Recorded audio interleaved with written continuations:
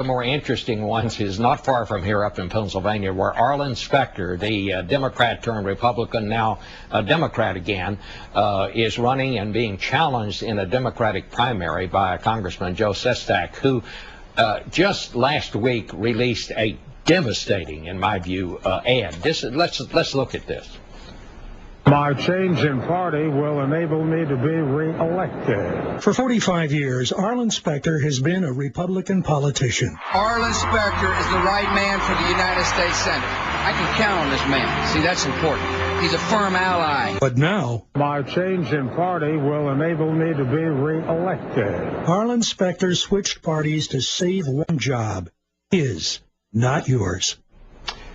And I guess you could ask Mitt Romney about this, Jeff, but it seems to me in American politics you sometimes can get one epiphany, but sometimes it's pretty hard for voters to take two. I think Arlen Specter's in big trouble. He is in big trouble. You can tell just by watching what he's doing in these final days. He has gone negative incredibly. But Democrats there, who I talked to, say, you know, why should they vote for him? These are the midterm elections where it's the core Democrats who are coming out.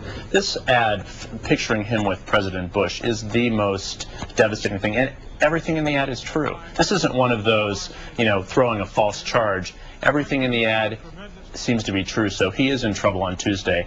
And if he loses, this will be the second senior senator in as many weeks to lose their primary. It's a really indication of what's going on out there. Jan, this is not a year where it's an anti-democratic year or an anti-Republican year. I mean, I think when Barack Obama ran, people were kind of sick of having Republicans in power for a long time. But this is kind of a lot of things. Everything. I mean, that's why you can't say it's like 1994. I mean, this is bipartisan. This is a time when if you're a D.C. insider, you've got experience, and especially Washington experience, it's not an asset. I mean, it's going to really come back and hurt you, and that's what we're seeing across the board, whether it's Scott Brown winning in Massachusetts, Blanche Lincoln in trouble in Arkansas, you know, Arlen Specter now, and that ad, I mean, that's seeing Bush, you know, in his full glory. I think the ironic thing about that ad is that there was huge disagreement in the Bush White House about whether he should go out and try to help Arlen Specter.